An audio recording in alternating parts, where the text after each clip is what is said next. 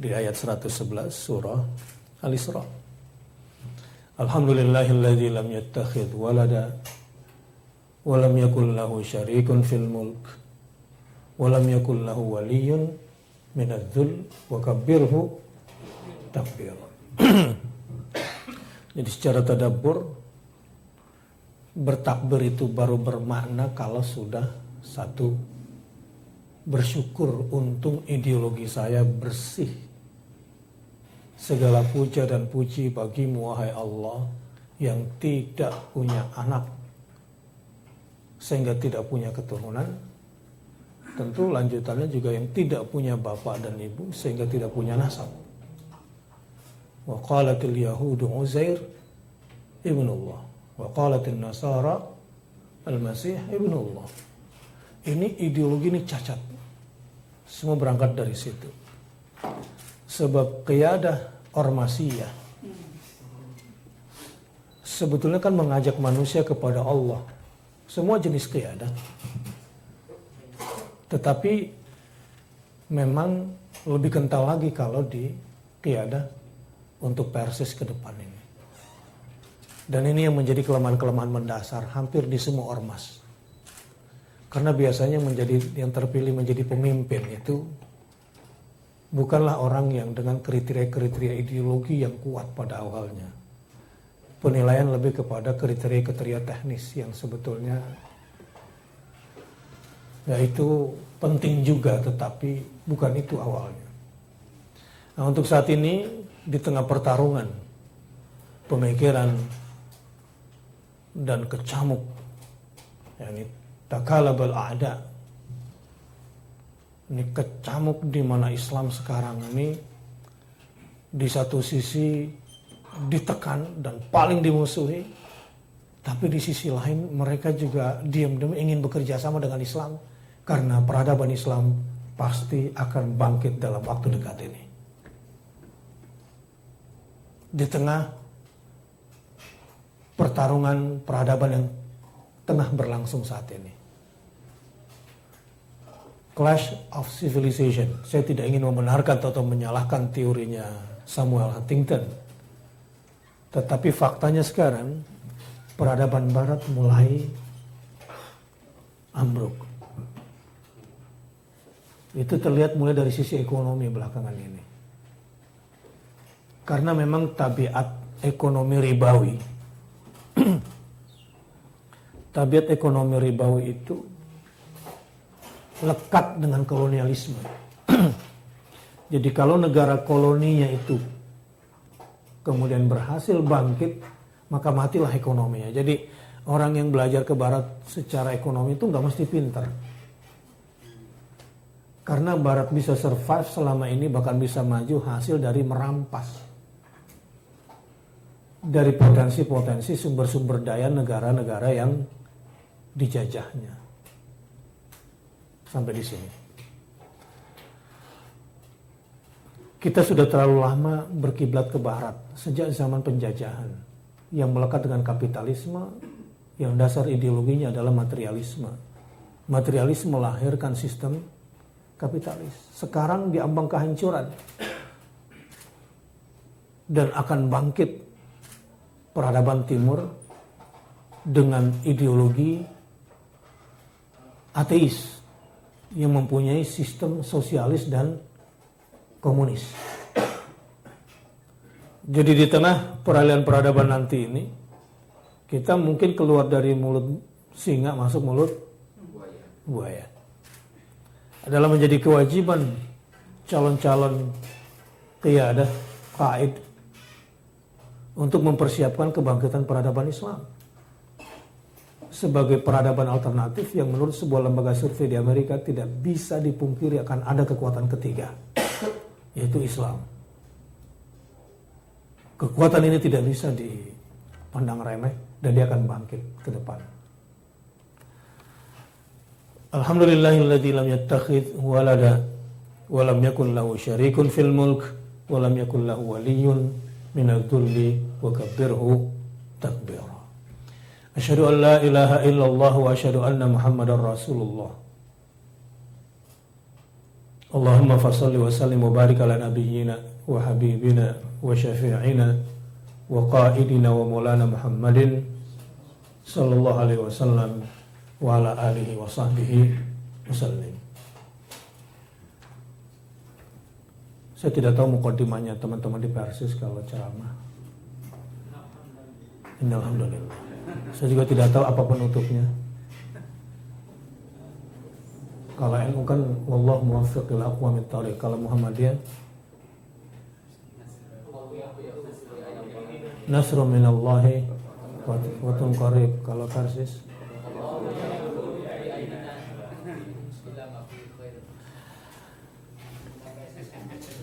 ini semua sebetulnya mukaddimah dan ikhtitam itu mewakili ideologi-ideologi yang kita yakini, dan salah satu sama lain tentu saling menyempurnakan. Baik, karena temanya ormas baru sekarang saya tahu, jadi langsung saja dengan maklumat sabiqah. Secara garis besar sebetulnya sejarah ormas Islam di Indonesia ini ada, kan mulainya dulu dari Jamiat Khair. Ya, semua belajar ke sana, termasuk Persis. Jadi sebuah organisasi yang didirikan oleh kaum Alawiyin, ya, dari para kaum habaib pada masa itu, yang mengancam eksistensi kolonialisme Belanda pada saat itu. Lalu dibubarkanlah organisasi ini. Selebihnya tanya Ustaz Tiar. Jadi kita tugaskan di situ.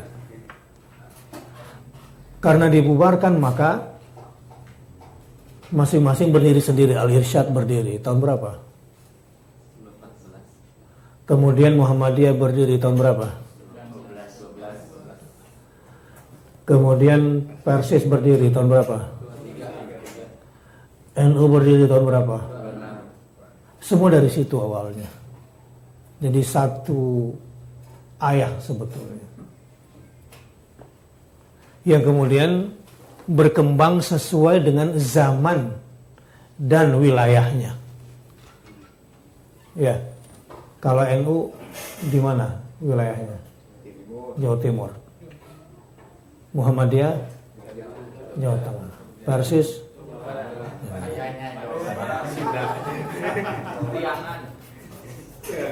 Matlaul Anwar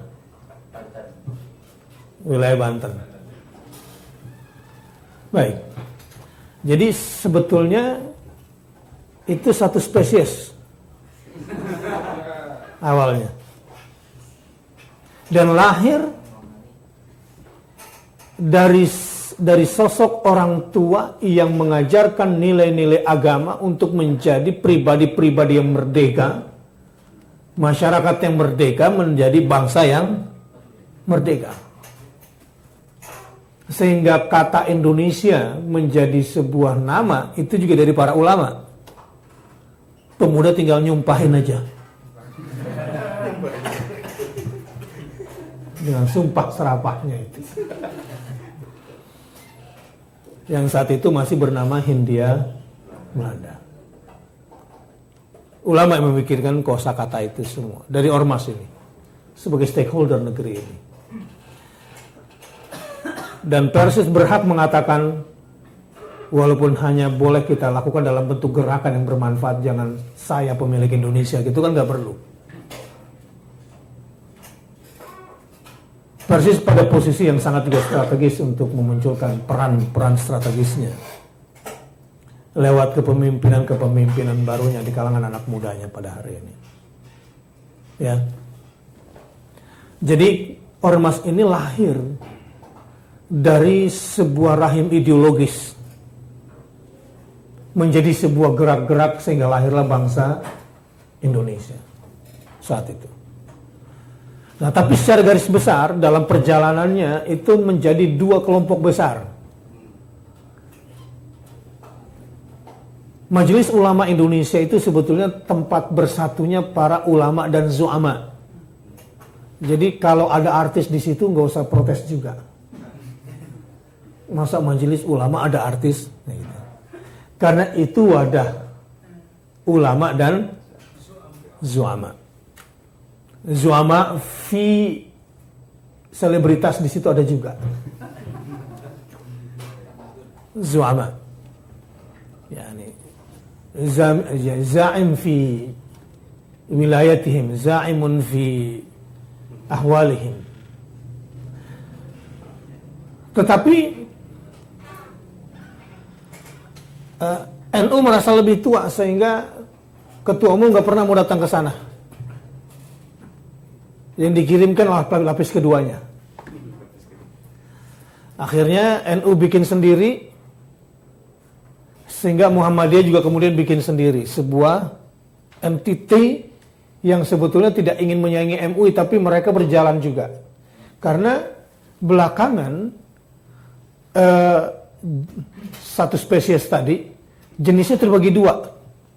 Ada yang ke NU-an derivasi ke bawahnya, jadi pemikiran, gerakan dan ibadahnya dekat dengan NU. Seperti apa? Dan satu lagi yang dekat dengan Muhammadiyah secara pemikiran, gerakan dan ibadahnya ke bawah. Gitu. Kalau Persis dekat kemana kira-kira?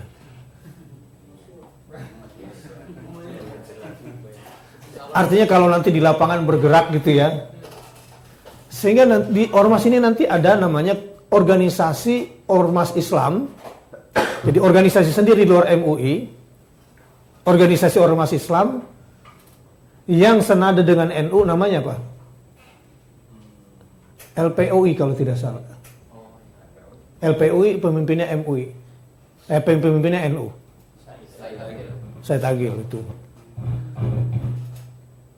Yang sejenis dengan NU misalnya kalau di Medan ada apa? Ormasnya yang besar. Jamiah apa misalnya? Sumatera. Wasliyah misalnya. Ya? Perti. Nah, di bawah Muhammadiyah dan teman-teman ini ada lagi namanya LOI.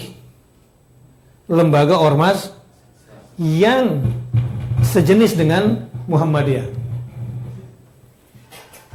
Yang sejenis dengan Muhammadiyah. Oke? Organisasi ini. Tetapi akhirnya ormas-ormas yang di bawah ini nggak mau selalu dikungkung oleh NU dan nggak mau selalu diatur-atur oleh Muhammadiyah, bikinlah sendiri namanya MOI. Ya.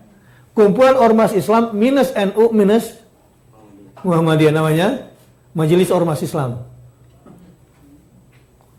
Itu nih sekarang nih polarisasinya. Jelas ya? Petanya begitu sekarang. Dan insya Allah semua masih dalam koridor. Insya Allah masih dalam satu tujuan yang sama. Cuma kadang-kadang beda-beda gaya dan beda-beda warna saja dalam menyampaikan. Tujuannya masih hampir sama.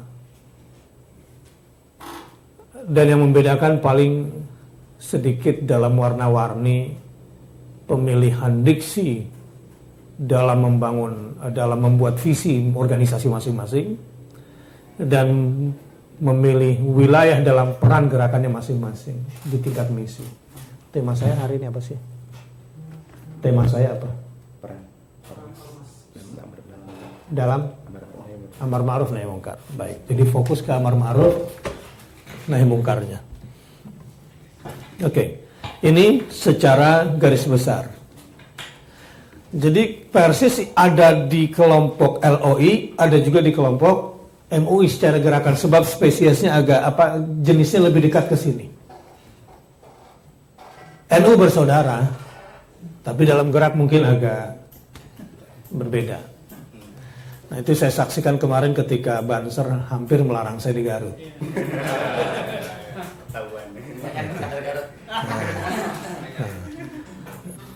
Orang-orang Garut bilang ini salah alamat ini.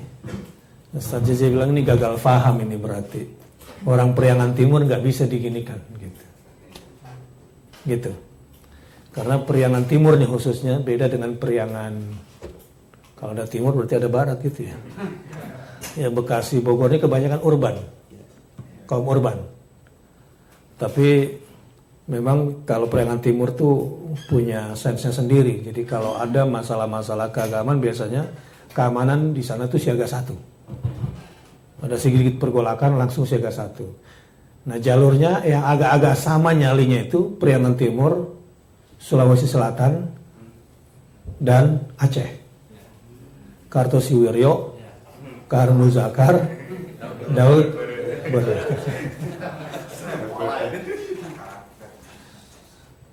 Pokoknya kalau Islam diganggu dia duluan. Nah, urusan sholat atau nggak sholat.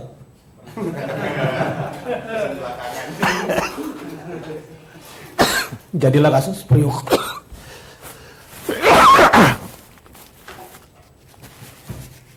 Dulu peristiwa Priok saya ikut pelatihan kayak begini. Dosen-dosen pokoknya anti Soeharto, anti Murdani, pokoknya yang dikasih lihat adalah ini bekas setrum-setruman semua.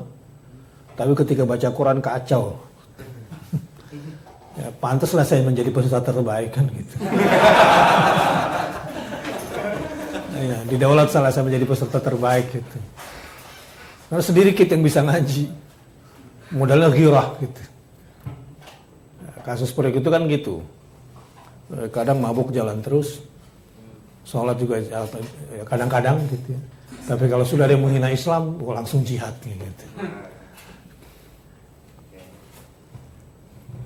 Yang belakangan saya lihat kemarin Pak JK bilang akar radikalisme itu karena terlalu simplifikasi, terlalu menyimpulkan jalan menuju surga gitu. Wah, bisa benar bisa salah statement itu. Baik, kembali. Jadi inilah kira-kira peta ormas ini secara keseluruhan. Sekarang apa perannya dalam amar ma'ruf nahi munkar? Baik. Saya ingin buka wawasannya dulu. Apa yang sesungguhnya sedang terjadi di Indonesia hari ini? Kok kayaknya gaduh terus gitu ya? Ini komunisme ini kayak kentut. Dibilang tidak ada tapi tercium baunya. Dibilang ada tapi tertutup. Ini peta yang kondisinya ini kemudian terjadi saat ini. Lalu polarisasi umat juga begitu. Jadi kalau kita bagikan ada kelompok priai, ada kelompok abangan gitu ya, secara keislaman. Tetapi ada kelompok baru dalam telaah penelitian itu, kelompok-kelompok menengah sekarang yang tidak bisa dikategorikan sebatas kategori sederhana dalam priai. Priai itu biasanya kategorinya apa? Kalangan santri, ya, kalangan asatidz, kalangan ulama, kalangan ustadz yang dalam beragamanya memang lebih maju. Yang kedua, abangan ini tradisionalis lah kira-kira, ya, yang lebih berpegang kepada tradisi dalam pola beragamanya. Tapi di era milenial saat ini, ini tidak bisa dipandang rendah karena jumlah mereka sekitar 36%. Yang tidak bisa kita kategorikan sebagai priai atau abangan begitu saja. Mereka punya kriterianya sendiri, punya sense-nya sendiri, dan punya diksinya sendiri untuk mengumpulkan mereka. Jadi Persis tidak boleh ketinggalan. Sebab Muktamar Muhammadiyah Makassar sudah melihat peta umat ini harus ada kelompok dai khusus yang masuk ke komunitas-komunitas. Nah ini yang saya katakan sekitar 36% ini. Mereka adalah generasi-generasi milenial atau orang-orang yang kemudian bisa bergabung, usianya bukan usia milenial, tapi mereka bisa bergaul masuk ke dunia itu dengan cara berpikir itu. Yang sebelumnya mereka tidak tergabung di kaum santri atau kaum abangan. Mereka tiba-tiba belajar di kantor, ya, kemudian lewat Google, lewat YouTube, dia meramu sendiri. Ini kelompok umat nih, petanya. Jadi bacaan saya di lapangan. Jadi kalau masuk ke Persis saya paham lah sudah. Tinggal mulai pembukaan muqaddimah sama penutup. Ada minna kan gitu. Di NU pun saya harus belajar nasyid maulid gitu. Diksi-diksinya supaya kita bisa masuk. Nah, yang agak rumit di kelompok ini.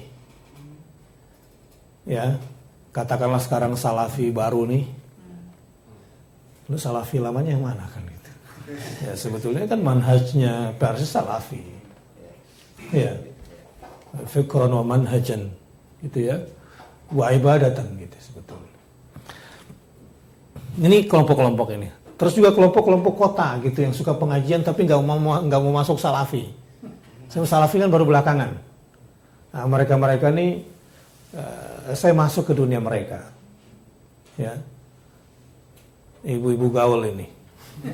Yang belakangan pakai cadar tapi tasnya mahal-mahal. Ya. Sosialita juga.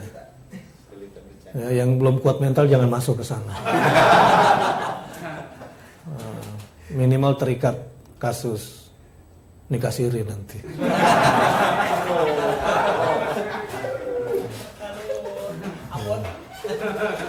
Ya, kasus nikahnya Sunu dengan Umi Pipik misalnya gitu. Dan butuh mental sendiri maksud saya di kelompok ini. Begitu juga kelompok anak muda sekarang. Yang kalau dari sisi politik jumlah mereka signifikan dari 250 juta penduduk Indonesia, jumlah pemilihnya mungkin sekitar 200 juta sekian, 83 itu anak muda generasi baru ini. Kalau dilihat dari wajah-wajahnya nih yang masih cupu-cupu. Kalau ini kan udah senior.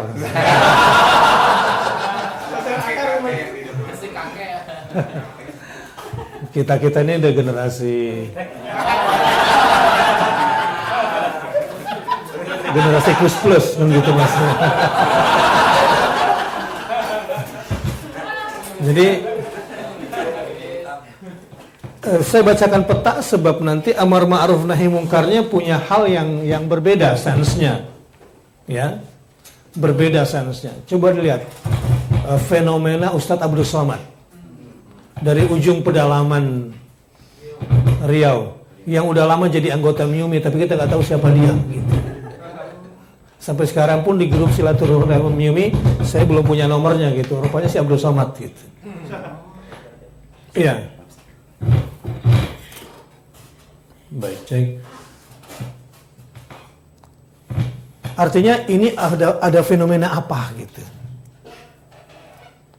Inilah masyarakat dakwah YouTubers ini. Ya. Saya tidak tahu generasi antum juga mungkin udah agak telat ditinjau dari sisi YouTube. Pernah dengar anak-anak kalau ditanya apa cita-citanya ingin jadi YouTubers? Ya, sebuah cita-cita yang nggak pernah ada selama ini, tapi kemudian menjadi menarik. Persis pun belum buat apa fikih menjadi YouTubers itu. Ya, belum ada.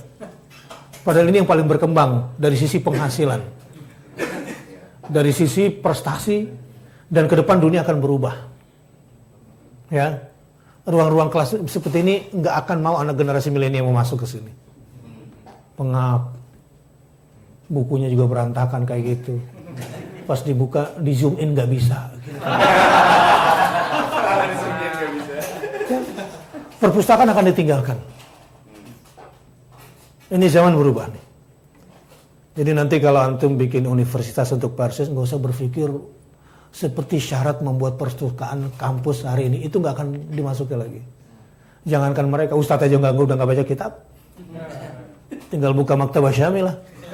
Di sini toh bisa baca siang, baca malam. Kalau di situ udah fontnya nggak enak, backgroundnya juga buram gitu.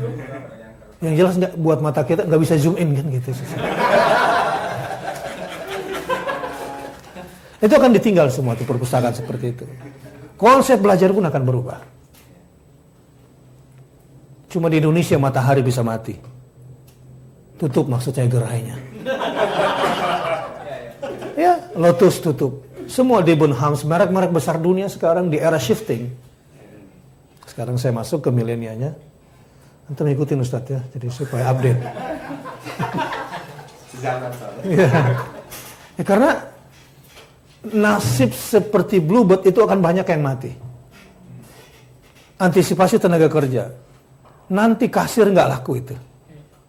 Ya, Jack Ma sudah punya 200 minimarket tanpa ada SDM, keamanan, bersih-bersih, merapikan. Yang nggak ada adalah kasirnya. Ya. Antum jangan pernah berpikir menjadi sopir ulama. Karena status sopir juga akan hilang sebagaimana drone nanti. Ya. Bahkan saya bilang sama anak saya, menjadi dokter ke depan harus menguasai e-health, e-medicine, e-hospital. Di pesantren anak-anak gak boleh pegang gadget kan? Padahal ke depan ini gak ada lagi ceritanya nanti anak-anak kuliah itu bawa kertas gini udah ketinggalan.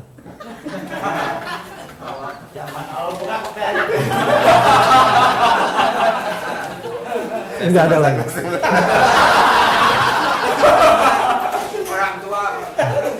Jadi kalau para dai sekarang juga nggak mahir menggunakan span gitu, ini nggak ada lagi yang menyimpan file di filing box di situ, nggak ada. Sudah Dropbox atau OneDrive. Antum simpan file di mana?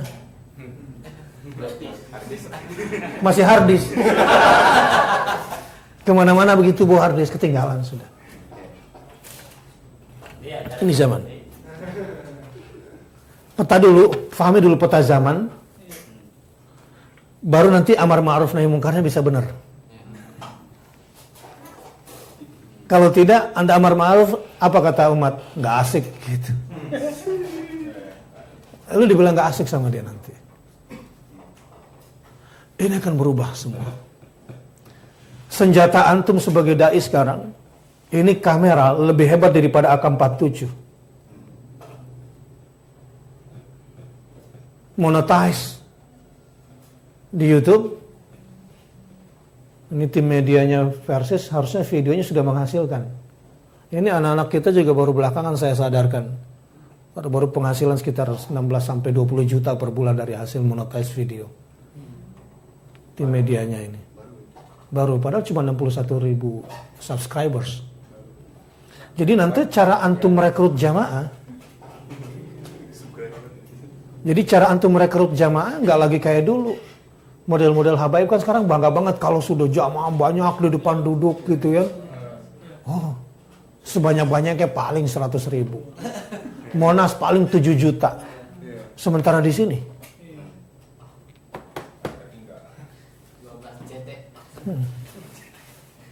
Sekali kita sebarkan. Jadi fenomena amar ma'ruf nahi mungkar ke depan akan berubah. Jadi kalau antum gak berinteraksi dengan zaman, ya gak asik lah judulnya. Apalagi fenomena anak muda sekarang. Di sini kan ada aplikasi parental control, ya.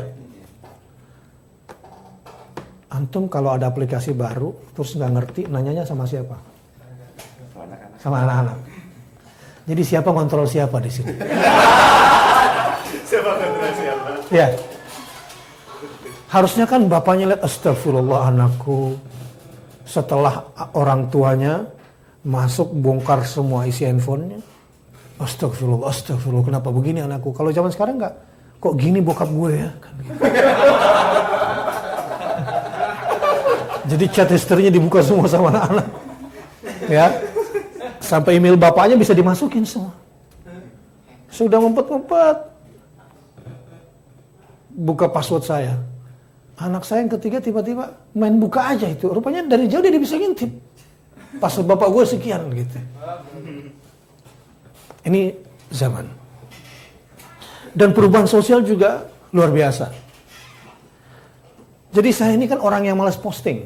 Malas posting.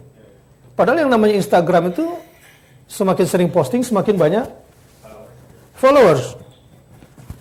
Saya ini malas sampai sekarang Instagram saya nih, ini kebodohan saya, jangan turuti saya.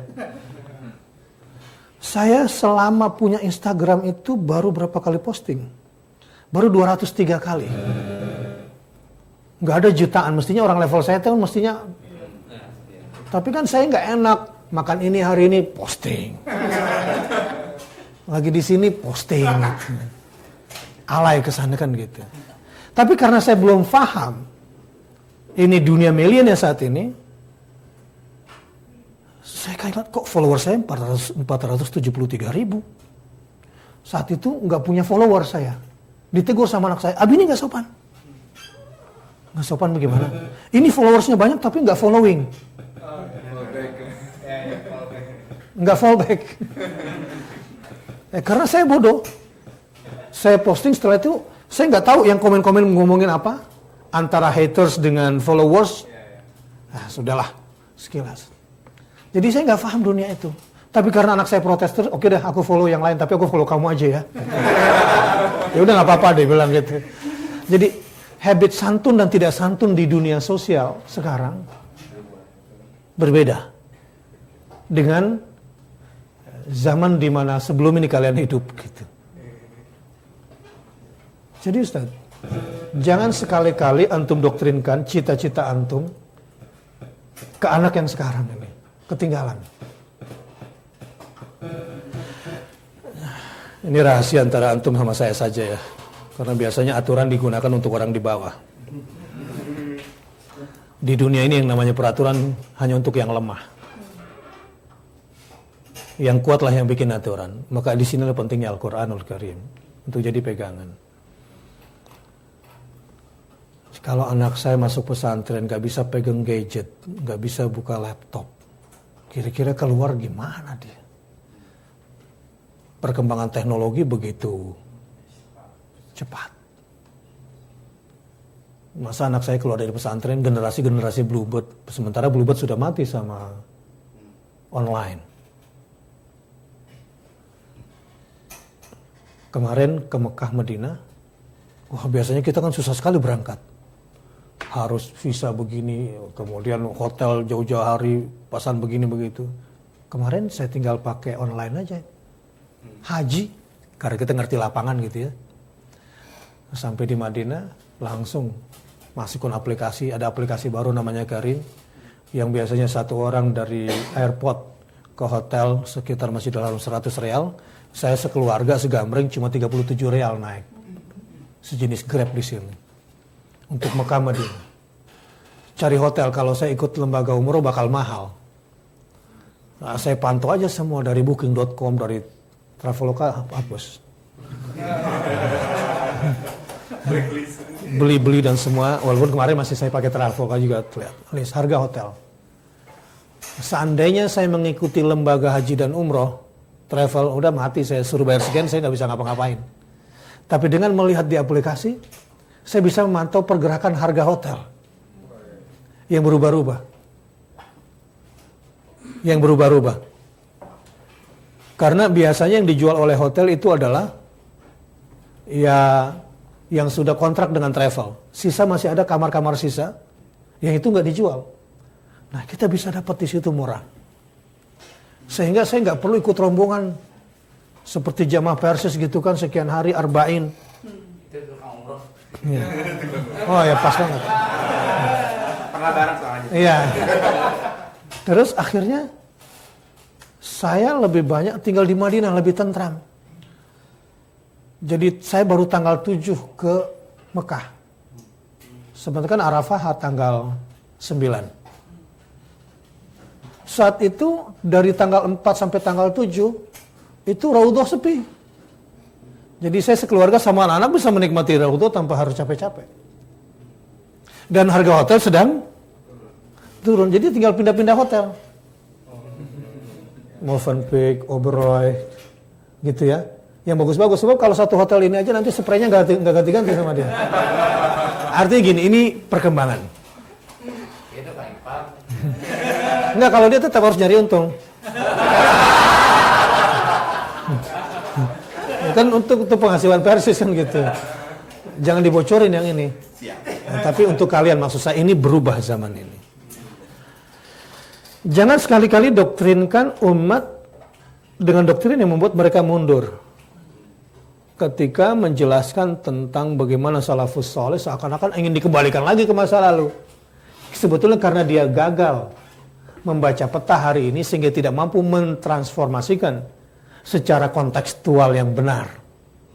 Saya nggak paham apa yang saya katakan barusan ini, ketinggian gitu.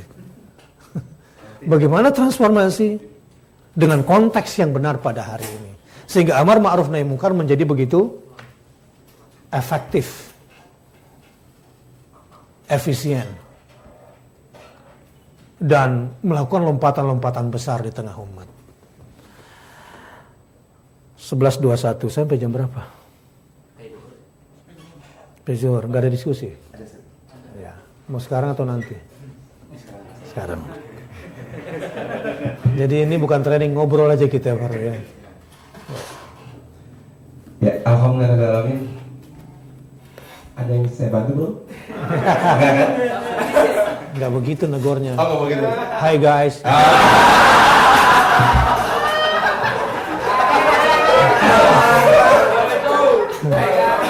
Jawa tuh. Sana ini abang zaman now gitu. Alhamdulillah kita terbuka ya wawasannya subhanallah gitu. Apalagi tadi poin-poin yang terakhir bagaimana sering kita lakukan doktrinisasi pada anak-anak kita, pada kader-kader kita bahwa mereka harus sama seperti apa yang kita alami dan kita inginkan. Padahal ternyata hidup mereka akan berbeda dengan apa yang kita alami hari ini. Kita akan siap. Main biasa semua. Nanti di sekolah saya akan selesai bawa handphone selalu. Madinah University sudah mengeluarkan sebuah program baru namanya At-Tulab Al-Elektroni. Saya kan ketua alumni se-Indonesia, Jami Islamiyah. Jadi nanti kuliah itu cukup dengan satu gadget, jadi bisa kuliah di negaramu. Ya, semua bisa dinilai dari situ. Nilai pun bisa dikirim. Akan ada perubahan besar di dunia ini. Oke, kita akan bagi buka pertanyaan, bagi sesi. Dan saya harap yang di sesi sebelumnya belum bertanya. Belum bertanya kan tadi ya? Tadi sudah belum? Belum? Ya, sudah juga sudah. Yang belum. Silakan. Yang belum dulu.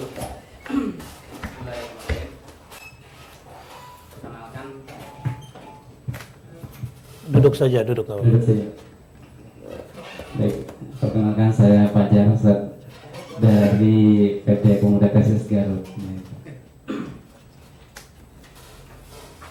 Kebetulan kemarin Ustaz di Garut, kami dari Persatuan Garut, Persis Garut, itu termasuk brigade keamanannya. Alhamdulillah. Pakai putih. Putih ya. Putih. Menyamar ya. Ya memang yang datang ke Garut sebagian besar itu laskar. Oh, iya. Dari seluruh Indonesia itu yang datang ke situ. Ada yang nampak, ada yang tidak nampak. Iya, iya. Ya memang betul, Laskar FPI yang lebih banyak kan dia berseragam, identitasnya bisa terlihat, juga kopang dari Muhammadiyah. Iya. Cuma kita aja, aduh sayang nggak pakai seragam brigadenya gitu. Nah, itu lebih bagus. Tapi orang tahu kok Persis dominan di Jawa Barat. Iya, gitu. Bersama PUI ya. Betul, PUI juga hadir, ada teman-teman PUI juga. Baik, terima kasih Ustaz telah berkenan hadir pada acara kita kali ini.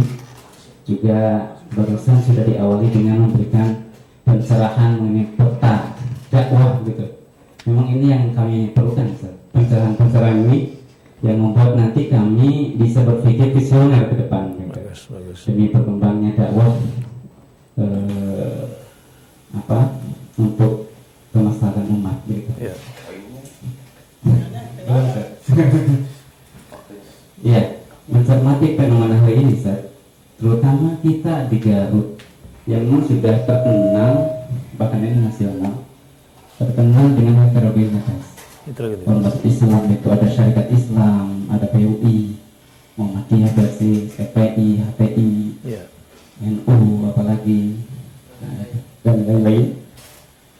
Itu menjadi pada hari ini kita seperti kejadian kemarin aja mudah terprovokasi oleh isu-isu sehingga untuk bersatu itu agak sulit sekali di antara umat Islam. Jangankan untuk membangun visi untuk dakwah amar ma'ruf nahi munkar secara integrasi begitu. Apa sebenarnya menjadi pelajaran bagi kita? Nah, kita mudah rapuh gitu. Kita secara struktural begitu bisa dijadikan alat untuk kepentingan sebagian pihak. Itu bagaimana solusinya menurut pandangan saya? Terima kasih. Atau silakan kedua di atas lagi. Terima kasih atas waktunya. Dari pencerahan Ustaz barusan sangat tertarik sekali dengan berbicara doktrinitas, karena kami di posisi kebanyakan adalah aktivis pendidik yang sehari-hari bergelut di sana. Justru hal ini pun juga menjadi dilema bagi Nama antum siapa? Ya, Taufik Awaludin. Taufik Awaludin. Okay. Ya. Dari pimpinan cabang Margahayu, Kabupaten Bandung, kan? Yeah. Karena di sana identik dengan, apalagi di Kecamatan Margahayu yang bisa dikatakan itu di sana misionaris itu sangat luar biasa di sana. Ketika berbicara tadi bagaimana anak itu dikondisikan dengan eranya, tidak bisa dibawa dengan era zaman kita, sehingga hal ini bisa mereka ikuti. Sangat konkret dari Ustadz sendiri untuk pencerahan kami terutama yang ada di daerah, konsep konkret seperti apa yang memang harus kami lakukan dengan mayoritas yang di sana itu misionaris sangat kuat dengan gerakannya, kuat dengan kebijakan yang mereka punya. Misionaris ini misionaris Nasrani ya? Ya, gitu. Itu terus berkembang, termasuk juga yang terbesar di Kabupaten Bandung berada di sana, sekolah-sekolah yang misionaris atau Kristen itu sendiri. Di Margahayu itu? Iya. Itu sampai sekarang pun juga termasuk tokoh-tokoh ormas untuk menjegal dari gerakan itu yang sangat sulit, karena dengan posisi tadi tanda kutip bahwa mereka pun dengan kebijakan, dengan kekuatan power dari atasnya pun juga bisa dikatakan luntur gitu. Walaupun sebetulnya pergerakan masyarakat tidak begitu saja diam. Mereka terus dengan gencar untuk menghalangi bagaimana kondisi setiap menit, setiap detik, setiap jam, dan walaupun itu kami lakukan bersama, tapi kenyataan karena tadi mereka mempunyai kekuatan, mereka mempunyai power, mereka mempunyai penentu kebijakan, mereka adalah sebagai muaranya dari seluruh kebijakan yang untuk mengetuk palu itu sendiri. Itu saja. Terima kasih. Ya. Langsung saya gabungkan saja pertanyaan pertama dengan pertanyaan kedua karena lebih spesifik ke kedua. Kesadaran umat Islam untuk bersatu dan mempersatukan itu sebetulnya kuat. Saya suka bercanda. Sebetulnya Persis, PUI, Wahda Islamnya itu satu kelamin, harus digabung jadi satu fusi. PUI apa? Persis, Wahda Islamnya. Saya suka bercanda tiga-tiganya. Antum nih fusi aja bareng-bareng, saya bilang gitu, bercanda. Jadi tekad untuk bersatu dan mempersatukan itu udah kuat. Nah, persoalannya satu. Sering putus asa. Bersatu dan putus asa mempersatukan. Saya berbicara apa yang sedang saya jalani saat ini. Karena saya sendiri juga sedang menelan kata-kata saya. Saya bikin video 1 menitan, jangan putus asa bersatu. Jangan putus asa mempersatukan. Itu kata kuncinya. Karena saya udah nebak. Ini pasca 212 ini gesekannya kelihatan kenceng. Generasi Uhud mau muncul juga. Ya. Yang tidak ikut Badar.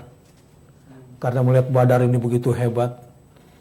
Sampai satu aliran ormas menjadikan Ahlu Badar sebagai media tawasul. Gitu ya. Bi ahlil badri ya Allah gitu. Jadi tawasul selain bil basmalah ya. Tawasul bi ahli badar karena begitu agungnya gitu. Sehingga ada kelompok pemuda Uhud yang mau muncul atas nama agama juga. Jadi sekarang nih perpecahan itu timbul di tubuh umat Islam yang memang awalnya memang terpecah belah. Lalu keajaiban datang kepada kita. Saat ini gelora seluruh Indonesia saya rasakan bahwa keinginan untuk bersatunya itu begitu kuat. Tapi membaca peta-peta di depan ini, kalau antum melihat ini gerakan mau bikin reuni 212 gitu. Mereka cuma karena susah saja tuh memisahkan foto saya. Kalau enggak diturunin juga itu. Sebab enggak dapat masa. Ini fenomena di tengah umat. Tetapi kata kuncinya pada akhirnya kita sadar. Saya berpikir saya punya jargon ini. Setelah saya pakai jargon itu, qadarullah, tiba-tiba Banser menjadi penghalang utama saya sama GP Ansor. Saya juga nggak tahu. Yang belum ada sebelumnya. Sebelumnya tidak ada sama sekali. Sampai kemarin saya baru pulang dari Denpasar gitu ya. Mereka yang melaporkan Munarman, mereka yang mengancam Ustadz Abdul Rahman, Abdul Somad yang datang ke Bali. Akhirnya preman-preman ngumpul di depan, saya bilang suruh masuk semua, duduk di depan sini. Syukurnya berani masuk ya, sudah duduk, dia pikir hebat gitu kan berani masuk. Walhasil dengerin ceramah saya 1 jam di situ. Dengan pekik-pekik takbir yang mereka nggak bisa kemana-mana gitu. Karena justru Muhammadiyah saya bilang jihadnya jihad pendidikan. Yang jihad nyawa itu resolusi jihad Kiai Haji Hasyim Asy'ari Hadratus Syekh. Takbir, takbir semua gitu. Karena takbir ini yang menggetarkan. Nah jadi maksud saya begini. Kata kuncinya adalah jangan putus asa untuk bersatu. Jangan putus asa untuk mempersatukan. Kalau ada organisasi yang paling dibutuhkan hari ini untuk Islam Indonesia adalah organisasi tukang jahit.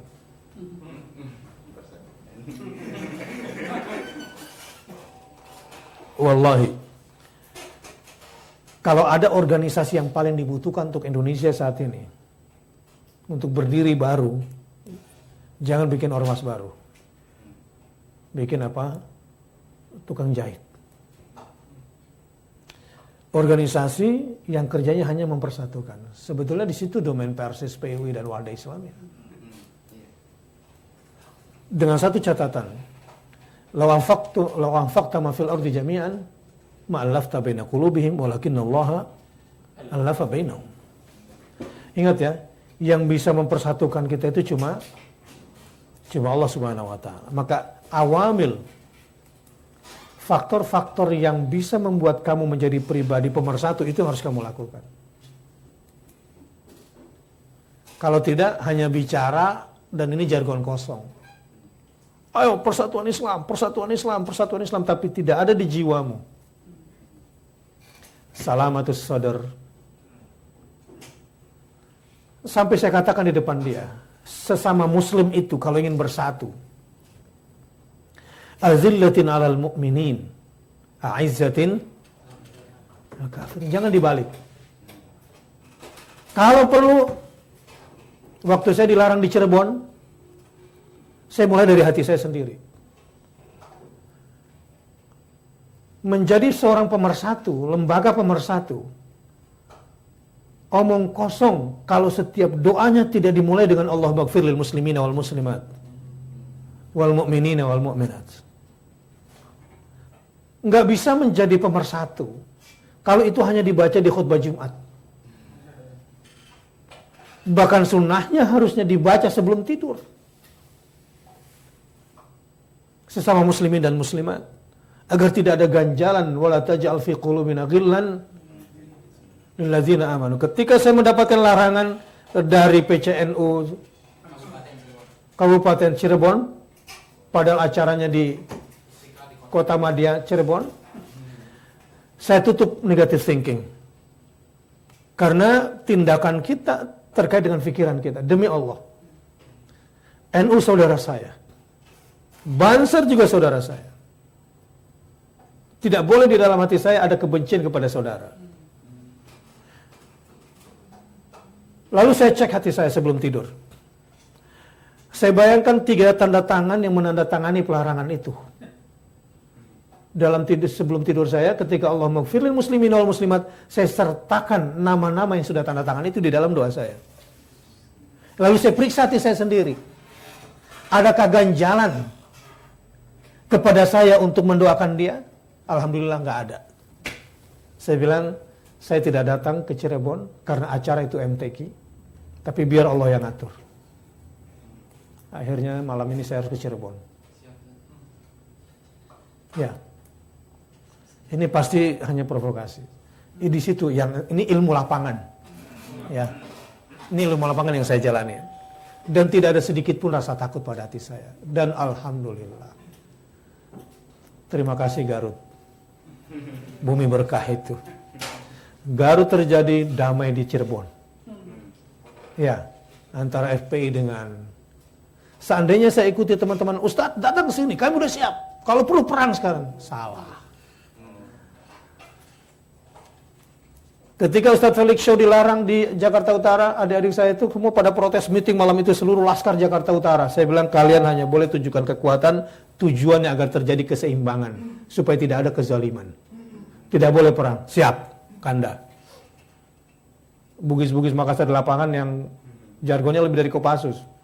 Kalau Kopassus kan lebih baik pulang nama daripada kalah gitu ya di lapangan. Kalau mereka nggak pulang sebelum mati kan gitu. Orang bocor semua. Saya bilang jangan, nggak ada perang-perang. Siap daeng gitu. Udah. Karena kekuatan sesama muslim tidak diukur dari sisi fisik untuk pertempuran. Bahkan kalau perlu ingin menjadi pribadi pemersatu, ingin menjadi pribadi Persis sesungguhnya, la imbasatta ilayya yadaka litaqtulani ma ana bibasutin yadiya ilaika liaqtulak. Kanda, saudaraku, andai kamu bentangkan tanganmu, itu bahasa Quran ya, yang begitu santun. Kau bentangkan untuk membunuhku, aku tidak akan balas membentangkan tanganku untuk membunuhmu. Karena ini bukanlah sebuah pertarungan yang diridhoi oleh Allah Subhanahu wa taala. Lebih baik aku mati di tangan kamu. Harusnya kesadaran itu sampai situ, tapi jangan harus begitu juga gitu nantinya.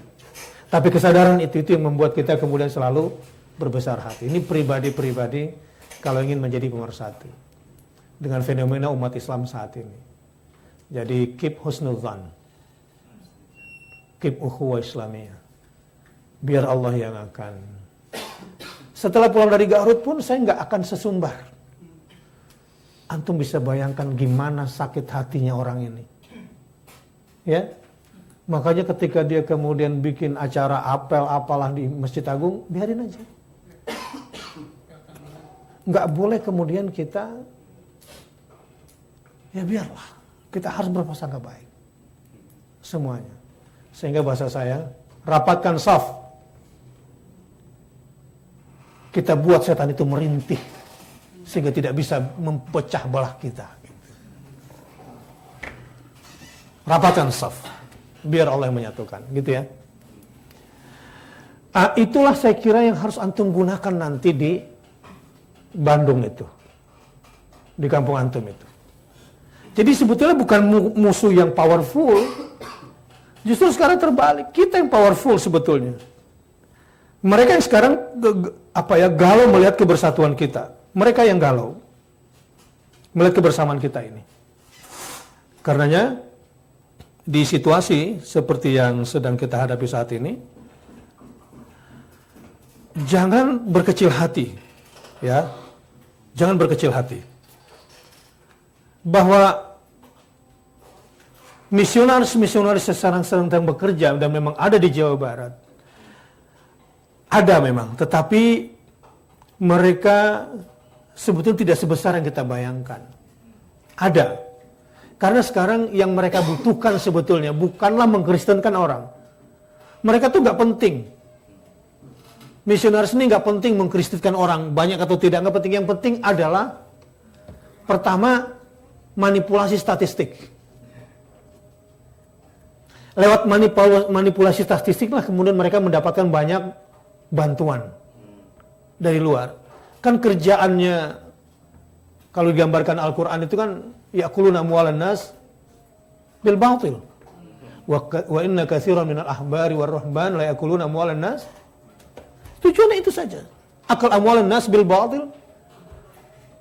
Sehingga upaya-upaya kristenisasi yang mereka lakukan sebetulnya lebih kepada permainan itu. Jadi nggak usah ikut sebar-sebarkan Indramayu, Cianjur gitu kemarin saya lihat. Ada gencar, milih titik, tapi target utamanya sebetulnya tidak seperti itu. Namun yang jelas kita tetap harus selalu waspada dan bersatu untuk menghadapi situasi ini. Dan kita sekarang sedang ditakuti oleh mereka sebetulnya. Ya, baik, saya kira itu dulu.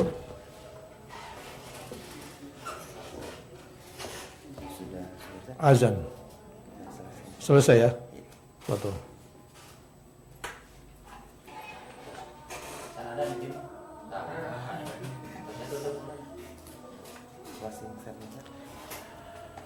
Bismillahirrahmanirrahim. Jangan putus asa bersatu. Tunjukkan kualitas kamu sebagai calon-calon qiyadah untuk mempersatukan. Dan jangan lelah untuk mempersatukan umat. Ini pesan, insya Allah kamu pantas untuk menjadi pemimpin. Dan kalau ada pekerjaan paling signifikan yang harus digabungkan bersama-sama di antara antum semua, sebagai orang Persis, jadilah penjahit yang merajut keragaman menjadi sebuah rajutan yang indah. Itu tugas antum semua. Dan di sini antum mesti bersabar menghadapi senior-senior. Dan jangan kehilangan jamaah dari junior. Pangeran Ibn Salman memang dibenci oleh ulama senior dengan semua pekerjaannya. Tetapi dia tahu petanya. 70% penduduk Saudi Arabia itu usianya di bawah 35 tahun. Jadi kebijakan dia disukai anak muda di situ. Tapi saya tidak ingin menilai positif atau negatif, nanti malah nggak bisa masuk ke Saudi. Nggak bisa masuk Saudi. Ya kalau ini bocor kan gitu. Ala kulli hal, pahami petanya. Nggak mesti seperti Saudi. Dan sebagai penutup yang paling penting, insya Allah peradaban Islam akan menjadi peradaban utama, bukan peradaban alternatif yang akan mengalahkan dua peradaban yang sekarang sedang bertarung. Barat dan Timur, materialis dan ateis. Akan ada peradaban baru adalah peradaban Islam. Dan tugas antum semua bersama kita, bersama-sama membangkitkan peradaban Islam di Indonesia sebagai peradaban problem solving, peradaban yang menjadi tujuan utama semua umat manusia. Kalau antum sudah berpikir ke sana, terakhir, antum gak bisa jalan sendiri. Ini zaman global. Sudah harus kerja-kerja dalam taraf internasional. Dan sekarang mudah. Udah ada Twitter. Justru saya malah ragu dimasukin kelompok Majelis Istisyar Ulama Ul Ummah Al-Fil Alam. Saya dimasukkan di situ, dipilih gitu oleh mereka. Ada satu grup, saya malah khawatir kalau pola-pola. Ini orang tua semua. Ini gampang kebaca malah. Nah di zaman antum, ini harus punya syabakat, jaringan sendiri. Bikin kekuatan baru. Bahkan partai politik ke depan yang laku. Itu adalah sejenis partai yang dibuat oleh anak-anak muda. Nggak ada orang tua yang dikultuskan. Nggak ada keluarga yang menjadi pemilik partai ini. Ini adalah partai open source. Ya. Orang tuanya sebagai juri. Coba lihat cara memilih pemimpin di pilkada. Lebih rendah kualitasnya daripada memilih artis Pantura. Ya, mereka lebih terbuka. Zaman ke depan seperti itu. Kalian harus berada pada zaman itu. Dan saya siap untuk membimbing juga bersama para senior di sini. Sehingga antum menjadi yang terdepan nanti dalam kepemimpinan umat. Subhanakallahumma wa bihamdika asyhadu an la ilaha illa anta astaghfiruka wa atubu ilaik. Wassalamualaikum